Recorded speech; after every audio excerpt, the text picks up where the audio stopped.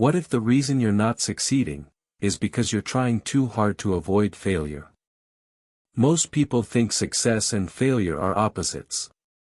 They believe if they fail, they're weak, behind, or not good enough. But the truth is far more powerful. Failure is not the enemy of success, it's the process that creates it. Every great person you admire, every entrepreneur, athlete, artist, and leader, has one thing in common. They failed. Repeatedly. Publicly. Painfully. And yet, those failures became the exact reason they eventually won. So if failure hurts so much, why is it necessary? And why do most people never use it the right way? By the end of this video, you'll understand why failure might be the most important thing that can happen to you, if you know how to respond. Section 1: Why people fear failure. The average person doesn't fear hard work. They fear what failure means about them. Failure feels personal. It feels like proof that maybe you're not talented enough, smart enough, or capable enough.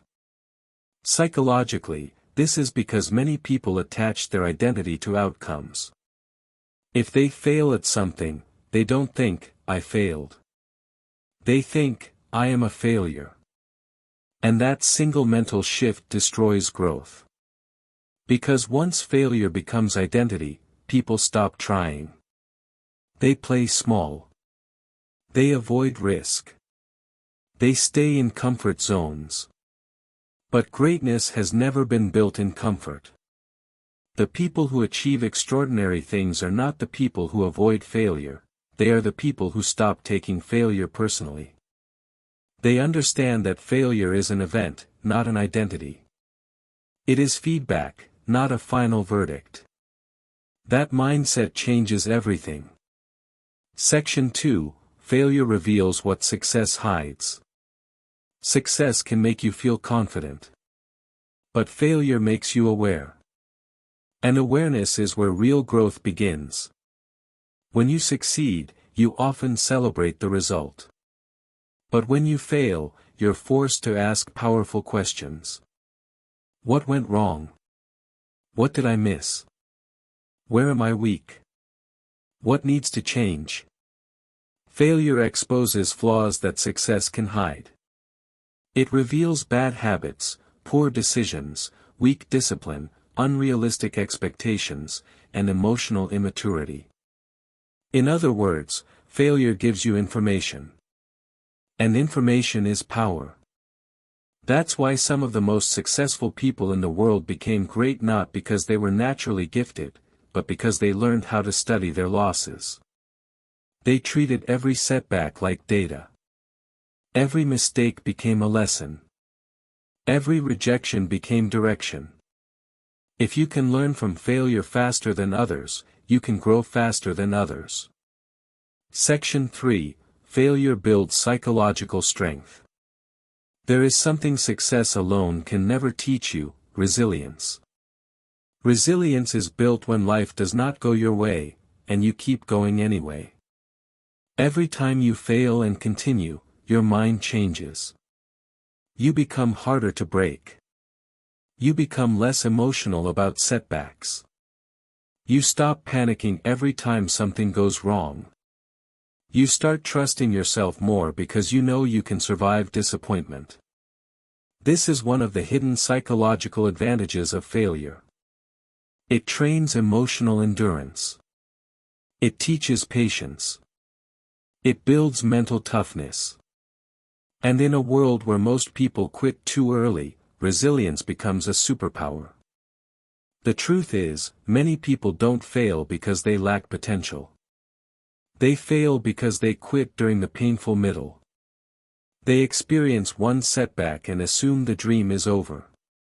But the people who eventually succeed are usually the ones who simply lasted longer than everyone else. Section 4: Failure forces adaptation. If your first plan fails, that doesn't mean the goal is wrong. It means the method needs to change. Failure forces adaptation. And adaptation is the foundation of progress.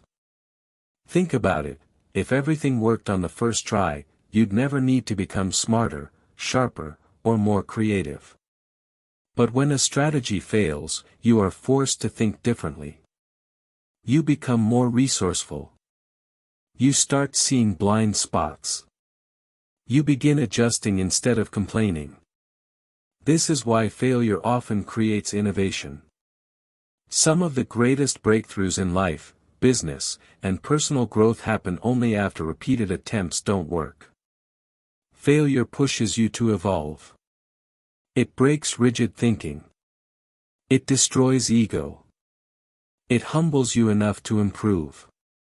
And that humility is powerful, because growth becomes possible the moment arrogance dies. Section 5, The Difference Between Winners and Quitters. Here is the brutal truth, everyone fails. But not everyone uses failure. That is the difference. The loser sees failure as proof to stop. The winner sees failure as proof to adapt. The average person asks, why is this happening to me? The successful person asks, what is this teaching me? That one shift in perspective separates people for years. Some people fail once and spend the next 5 years doubting themselves. Others fail 10 times and come back stronger every single time. It's not because they feel less pain. It's because they have a better relationship with pain. They understand that discomfort is often the price of transformation. Greatness is not built by avoiding hard moments. It is built by surviving them, learning from them, and refusing to let them define you. Section 6, How to Use Failure the Right Way. So how do you actually use failure instead of being crushed by it? First, separate your identity from the outcome. Failing at something does not make you a failure. Second, extract the lesson immediately. Never waste pain. Ask, what is this trying to teach me? Third, adjust your strategy, not your dream. A failed method is not a failed future. Fourth, keep moving before fear grows.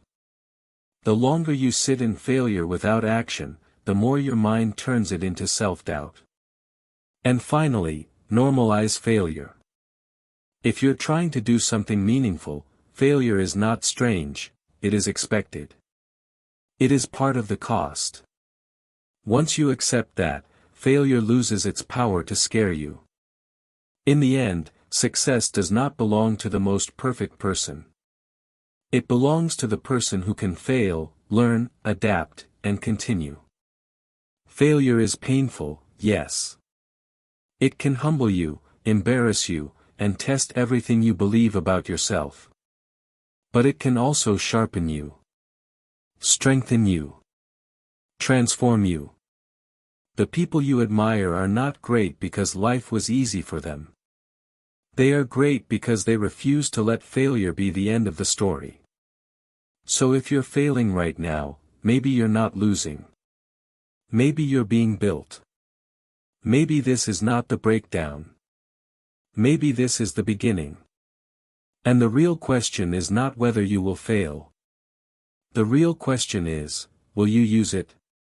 Because if you do, failure won't stop your success. It will create it.